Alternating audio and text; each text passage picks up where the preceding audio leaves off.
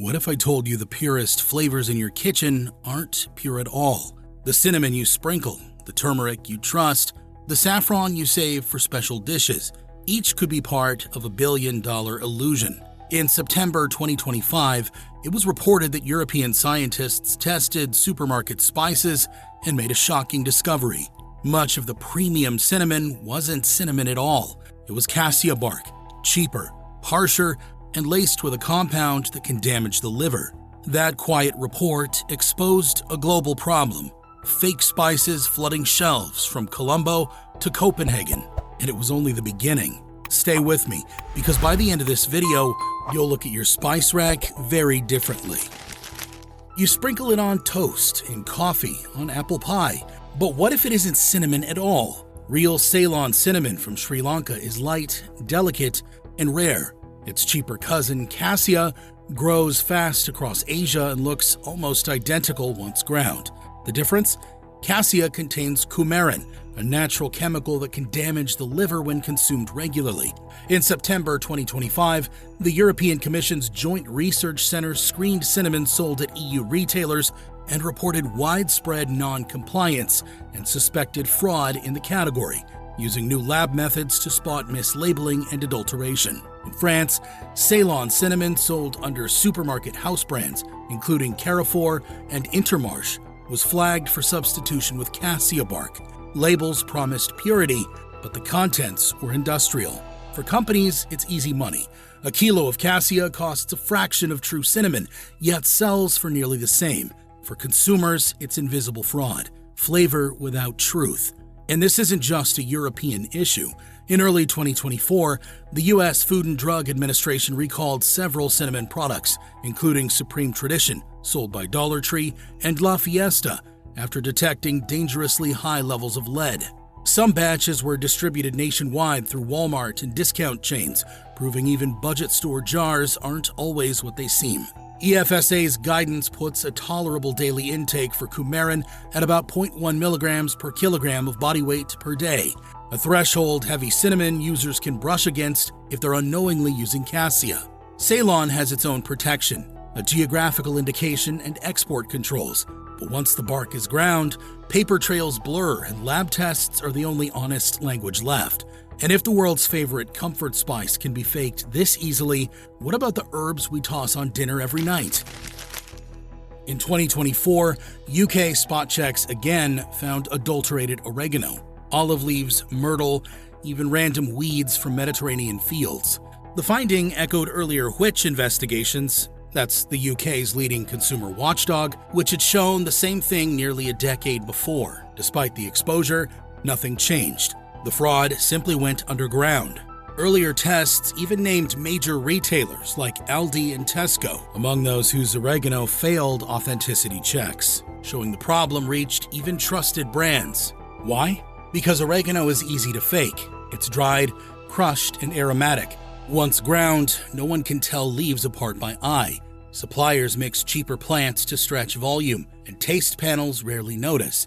There's no immediate health risk, only the knowledge that what we cook with isn't what we paid for. It's not poison, it's deception dressed as dinner. Modern labs can spot it using DNA barcoding and spectroscopy to tell oregano from olive leaf in minutes. But those tests aren't run on every batch.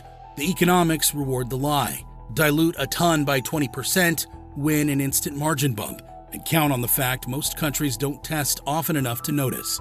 Across the EU, a coordinated control plan previously found around 48% of oregano samples adulterated, proof the problem is systemic, not a one-off headline.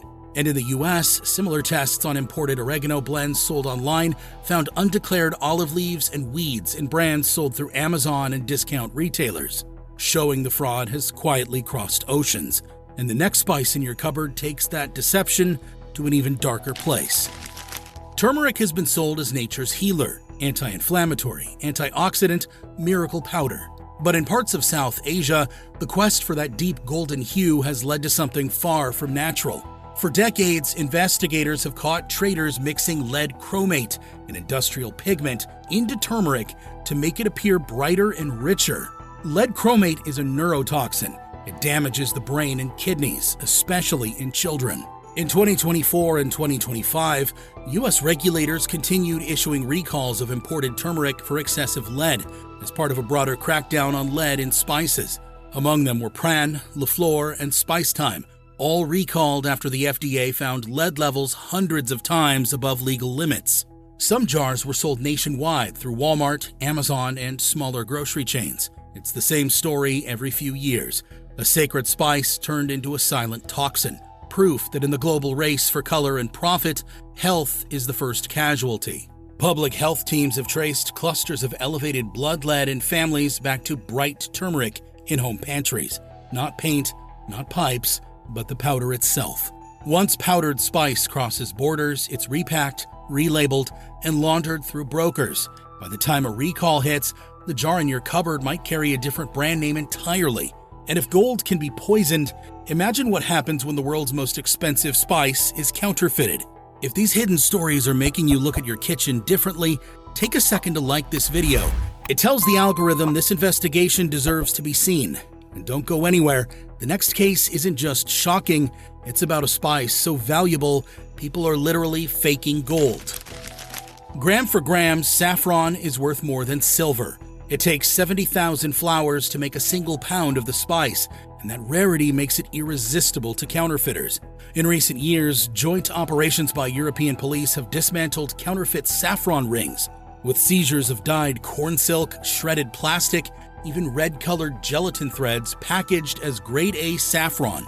Interpol reports in 2024 also linked fake saffron shipments to transnational networks smuggling counterfeit goods across Spain, Iran, and Morocco, some even reaching North American online marketplaces disguised as premium Persian saffron. The fraud didn't just cheat customers, it crushed legitimate farmers in Kashmir and Iran, whose genuine harvests couldn't compete with counterfeits.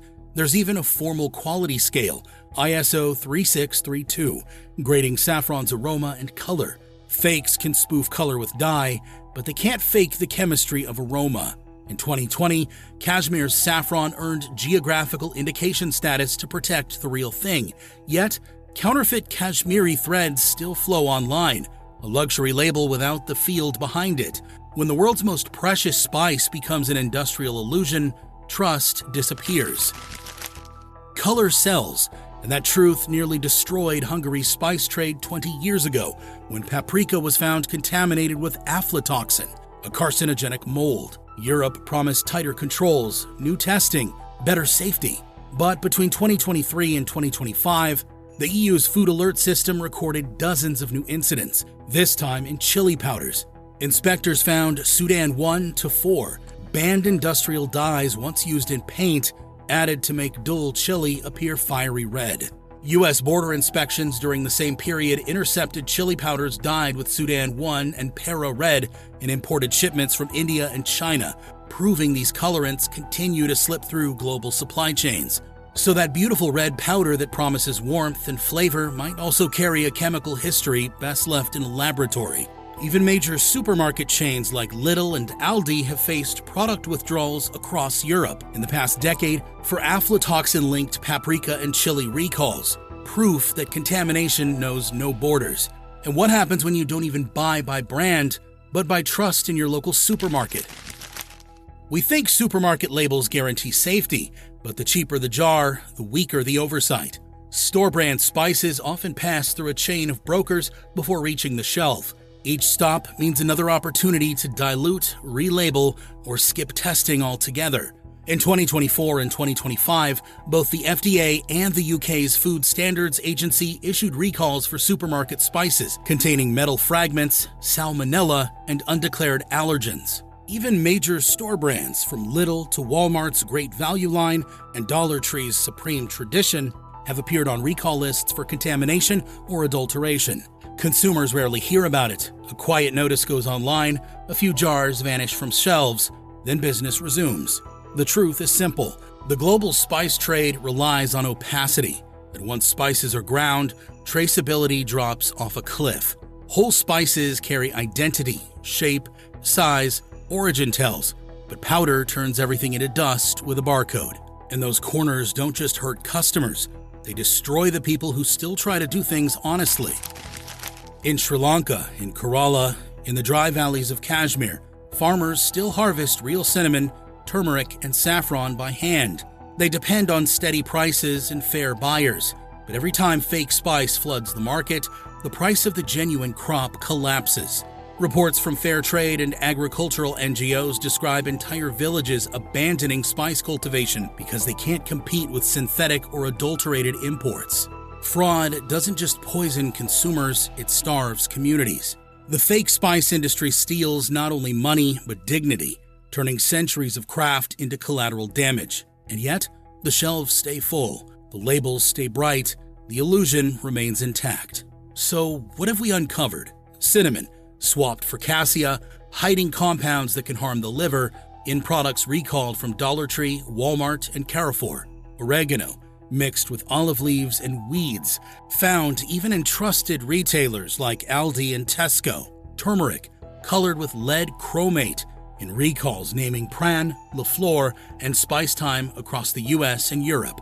Saffron, counterfeited with plastic and dyes, traced through Interpol investigations across Spain, Iran, and Morocco. Paprika and chili, dyed with banned industrial chemicals in withdrawals involving Aldi and Lidl supermarket brands.